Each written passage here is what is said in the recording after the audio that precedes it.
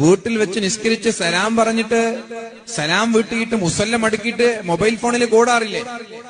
ഒരു തവണയെങ്കിലും 5 നേരത്തെ നിസ്കാരം കഴിഞ്ഞ് നിങ്ങളുടെ ചുണ്ടുകളിൽ നിന്ന് റബ്ബി റഹംഹുമാ കമാ റബ്ബയാനി സഗീറ എന്ന് പറയാൻ നിങ്ങൾ തയ്യാറായില്ലെങ്കിൽ നിങ്ങളുടെ നിസ്കാരം പരിപൂർണ്ണല്ല.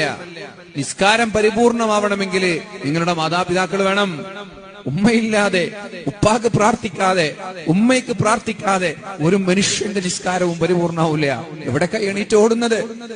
എവിടേക്കാ നമ്മൾ ഓടുന്നത്? തിരക്ക് കൂട്ടി എങ്ങോട്ടാ പോകുന്നത്? മാതാപിതാക്കൾക്ക് പ്രാർത്ഥിക്കാൻ സമയം കിട്ടാതെ നിങ്ങൾ എങ്ങോട്ടാ നിങ്ങളെ എണീറ്റ് പോകുന്നത്? അതുകൊണ്ട് ചെറുപ്പക്കാരെ ഒന്നിരിക്കവിടെ, ഒന്ന് ദിക്ർ ചൊല്ല്. ചെറുപ്പക്കാരികളെ നിങ്ങളുടെ മുസല്ലയിൽ ഒരു 5 മിനിറ്റ് ഇരിക്ക്, എന്നിട്ട് ദിക്ർ ചൊല്ല്.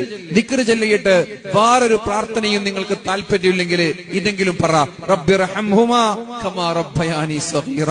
പടച്ചോനെ